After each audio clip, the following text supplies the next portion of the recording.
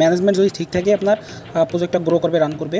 হাঁসগুলো পালবো ডিমের জন্য, আপাতত মার্কেটিং যদি ভালো থাকে তাহলে বাচ্চারও ভালো সেল হওয়া সম্ভব। আর দিকে এই কর্নার থেকে শুরু হবে এবং এ বিষয়ে একটা বাউন্ডারি দেওয়া আছে, তবুও এটা দিয়ে হাঁস বের হয়ে যাওয়ার চান্স আছে, যার কারণে ওই কর্নার থেকে একদম নেট দিব একদম এই পাশ দিয়ে। তো এইখানে একটা সমস্যা আছে, সেটা হলো আমাদের এই যে কলার যে গাছগুলো আছে রাস্তার মধ্যে পড়ে গেছে আর কি। তো এইখানে 3টা কলার গাছ কাটতে হবে, এগুলো তাহলে সোজা এই পেজ দিয়ে চলে যাবে। তো সবার আগে রাস্তাটা ক্লিয়ার করে নিতে হবে, তারপর খুঁটি দিয়ে সম্পূর্ণ জায়গাটা আবদ্ধ করে নিয়ে তারপর জাল দিতে হবে। তো আগে কলার গাছগুলো কাটা শুরু করে দিলাম একটা একটা করে।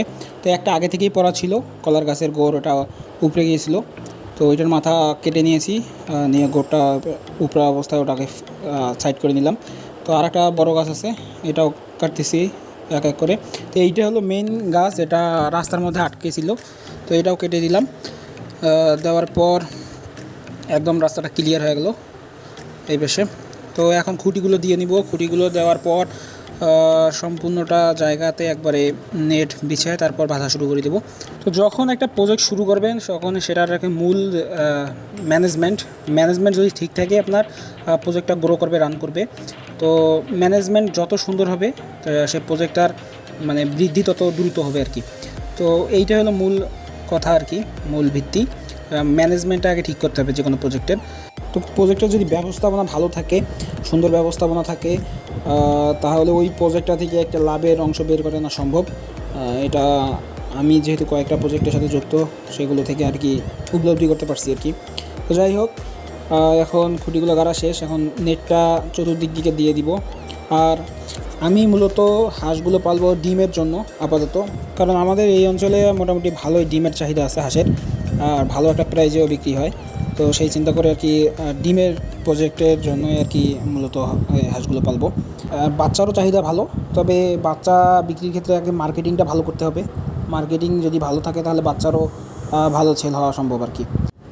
তো যাই হোক, এখন জালটা উপর নিচ দিয়ে বেঁধে দেওয়া লাগবে। বাঁধার পর নিচে যে সুতাটা আছে ওইটার সাথে আবার টোকেন দিয়ে আর কি মাটির সাথে আটকে দিতে হবে। টোকেন বলতে আর কি কঞ্চির ছোটো টুকরা আমাদের এদিকে বলে টোকেন, তো সেটা দিয়ে দিতে হবে, না হলে আবার হাঁস বাইরে যাইতে পারে।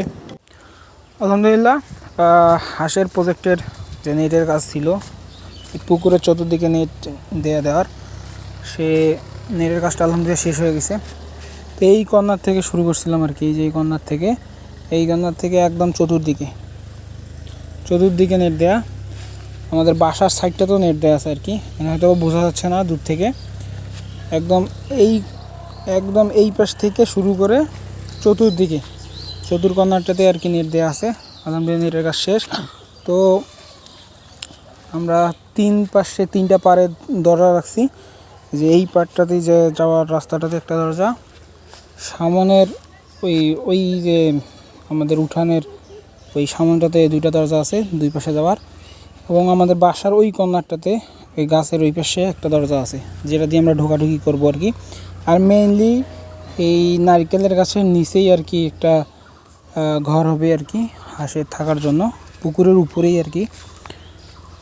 ওইখানে থাকবে রাত্রে হাঁস এবং দিনের বেলা এখানে চলাচল করবে। তো এই হলো শেষ আপডেট। তো ইনশাল্লাহ খুব দ্রুতই আর কি ঘরের কাজটা শুরু করব। সে পর্যন্ত সকলে ভালো থাকবেন, সুস্থ থাকবেন। দেখা হবে নতুন কোনো ভিডিওতে, নতুন কোনো আপডেট নিয়ে। ধন্যবাদ সবাইকে।